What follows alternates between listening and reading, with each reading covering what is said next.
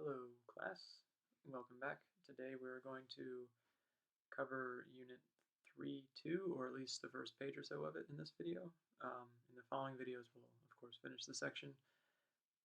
For now we're going to start on page 1, and we're going to be looking at non-homogeneous differential equations, which means the right hand side will no longer be 0. So looking down here, this f of t function will actually involve numbers and the variable t. Okay. These problems often start off the same way. So the first thing that you do when you solve a non-homogeneous problem is you actually do solve what's known as the homogeneous version of the problem. So you actually still set up a characteristic polynomial and solve it as normal, and we call that solution the complementary solution.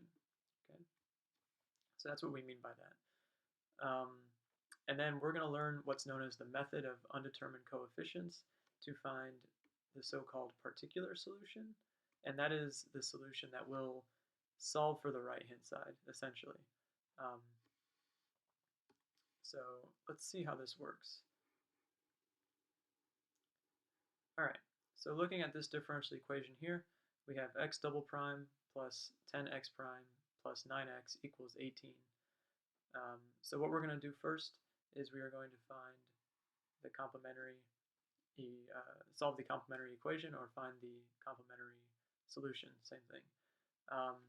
So what we're going to do is really we're going to solve this problem, x double prime plus 10x prime plus 9x equals 0. And you should remember how to do that from the last section. That's r squared plus 10r plus 9 equals 0. And it looks like we're going to get r plus 1, r plus 9 equals 0, which says that r equals minus 1, r equals minus 9. And so our complementary solution, which we denote by the dependent variable, so x in this case, subscript c for complementary, that's c1 e to the minus t plus c2 e to the minus 9t. And t is our independent variable, which is indicated here. Right? Okay. Now what we're going to do is we're going to take a guess.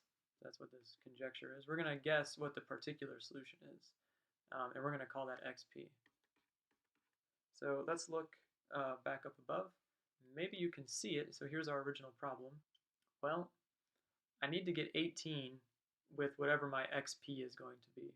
And I think it wouldn't take too much convincing that if xp equals 2, then I think this is going to work, because xp prime, so its derivative would be 0, right? It's a constant.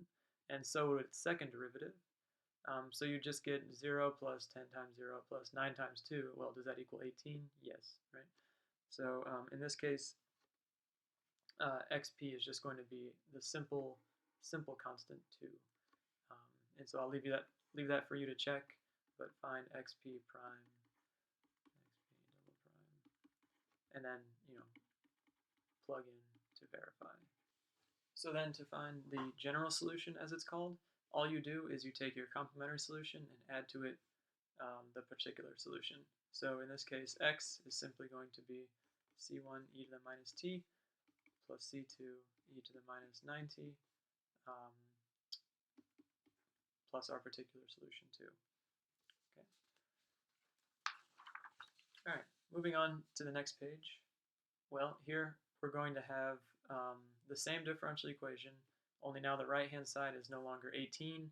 We're going to instead say, okay, well, what if the right-hand side were just 36? What if the right-hand side were 11e to the 2t? And what if the right-hand side were 9t squared? And we have a solution bank here. So our job is to just guess which form of the particular solution we're going to have for each of these cases, and then give a brief explanation. I'll leave the explanation part for you to kind of write down. I'm just going to tell you what should go here in this column here. So I think it's pretty clear to see that even from just looking at the last example, that if the right-hand side is just 36, then probably xp is just going to be 4, right? Since you would get 9 times 4, 10 times 0, and then 0 here, right? So that would work.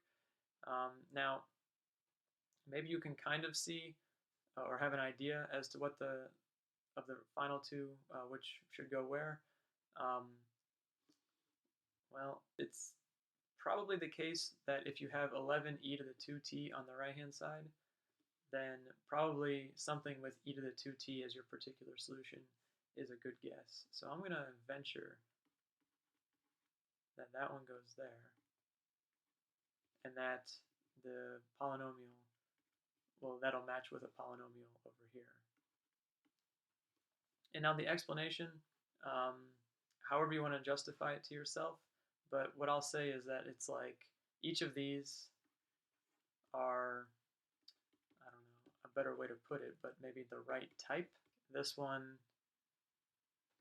the right-hand side is e to the 2t, and having an e to the 2t that we're going to be taking derivatives of in, to check it, like that probably feels like the right thing to do, and so on for the polynomial. And we already know that 4 works for the other one. So you'll kind of get a better feel for this as we go on.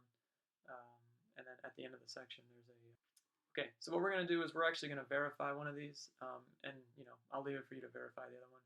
I'm going to verify that this is right for if the right-hand side is 11e to the 2t. So let's say here xp is 1/3 e to the 2t.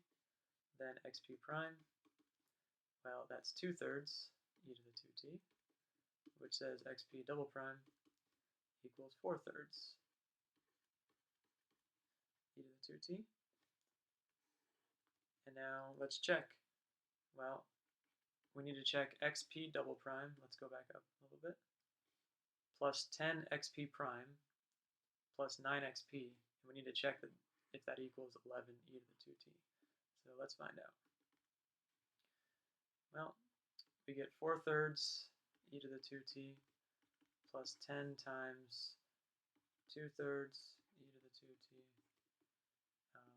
plus 9 times 1/3 e to the 2t. And all of that equals 4/3 e to the 2t plus 20/3 e to the 2t plus, and now 9 times 1/3 is 3 e to the 2t. And you get 24/3 e to the 2t, which is 8 e to the 2t, plus 3 more, and that is 11 e to the 2t. So it works. Right? In the next video, we're going to learn more about the form of xp given different types of right-hand sides. So here we have a constant versus an exponential term versus a polynomial term, etc.